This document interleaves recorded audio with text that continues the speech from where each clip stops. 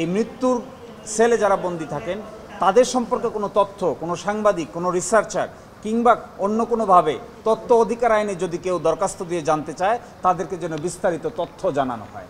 যে 3 জন মৃত্যুদণ্ডের আসামি যারা মৃত্যুর সেলে বন্দী আছেন, যাদের আপিল এখন হাইকোর্ট বিভাগে শুনানির জন্য অপেক্ষমান আছে, তারা 3 জন বন্দী এই রিট আবেদন দায়ের করেছিলেন। এই রিট আবেদন দায়েরের প্রেক্ষিতে 2021 সালে মাননীয় হাইকোর্ট বিভাগ রুল দিয়েছিলেন যে কেন মৃত্যুদণ্ডের সাজা চূড়ান্ত হওয়ার পূর্বে মৃত্যুর সেলে রাখাটা অবৈধ ঘোষণা করা হবে না, এই মর্মে রুল দিয়েছিলেন। এবং ইন্সপেক্টর জেনারেল অফ প্রিজনকে বলেছিলেন যে হাইকোর্টকে বাংলাদেশে কত মানুষ মৃত্যুর সেলে বন্দী আছেন, পুরুষ এবং মহিলা, তাদের বিস্তারিত তথ্য দায়ের করার জন্য। ইন্সপেক্টর জেনারেল অফ প্রিজনের পক্ষ থেকে এই তথ্য হাইকোর্টে দায়ের করা হয় এবং বিস্তারিত শুনানি করা হয়। রাষ্ট্রপক্ষ, আমরা যারা আছি এবং ইন্সপেক্টর জেনারেল অফ প্রিজনের পক্ষ থেকেও বিশেষ আইনজীবীকে শুনানি করা হয়। এই প্রেক্ষাপটে এই মামলাটি রায়ের জন্য অপেক্ষমান ছিল। আজকে রায় ঘোষণা করা হলো। এই রায়ের প্রথম দফা যে ঘোষণা করেছেন যে কোনো ব্যক্তির মৃত্যুদণ্ড চূড়ান্ত হওয়ার পূর্বে তাকে মৃত্যুদণ্ডাদেশপ্রাপ্ত আসামি বলা যাবে না এবং তাকে মৃত্যুর সেলে বন্দী রাখা যাবে না।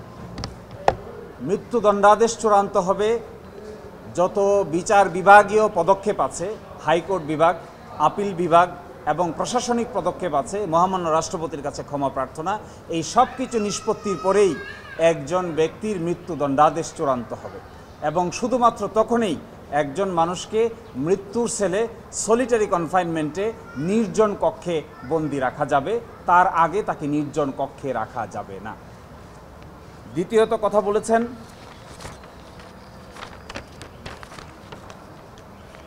বিশেষ বিবেচনায় কোনো বন্দী যদি কোনো বিশেষ অসুবিধা থাকে, এটি হতে পারে ফিজিক্যাল কোনো অসুবিধা, মানে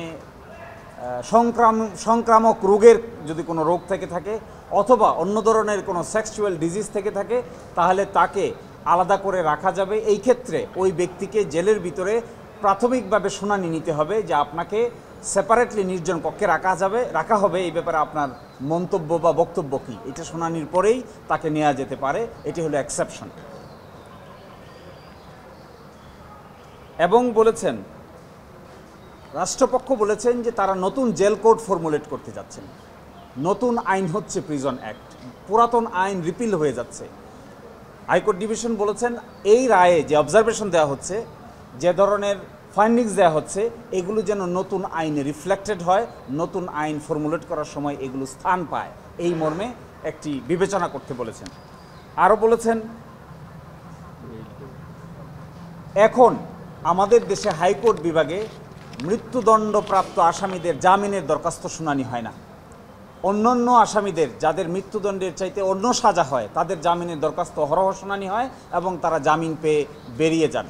কিন্তু মৃত্যুদণ্ডাদেশপ্রাপ্ত একবার হলেই তার আপিল শুনানি করার কোনো ব্যবস্থাপনা আমাদের হাইকোর্ট ডিভিশনে আপাতত নেই। তিনি বলেছেন অন্যান্য আসামিদের মতোই এদের আপিলও যাদের পেন্ডিং আছে হাইকোর্ট ডিভিশনে, তাদের বেইলের দরখাস্ত যেন শুনানি করা হয় এবং উপযুক্ত আদালতে উপযুক্ত ক্ষেত্রে তাদের বেইলও যেন মঞ্জুর করা হয়।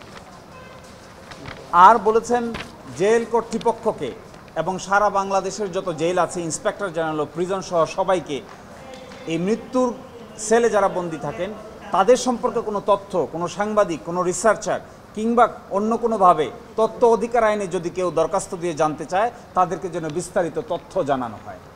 এবং সুপ্রিম কোর্ট এবং হাইকোর্ট রেজিস্ট্রিকে ডাইরেকশন দিয়েছেন তাদের কাছেও এই ধরনের তথ্য, কতজনের মৃত্যুদণ্ড হচ্ছে, কতজনের কমিউট হচ্ছে, কতজনের মৃত্যুদণ্ড লাঘব হচ্ছে, কতজনের ডেথ পেনাল্টি বহাল থাকছে, এই ব্যাপারে তথ্য অধিকার আইনে কোনো ব্যক্তি যদি দরখাস্ত দেন, সাংবাদিকরা দেন, আইনজীবীরা দেন, তাদেরকে যেন এই তথ্য সাপ্লাই করা হয়।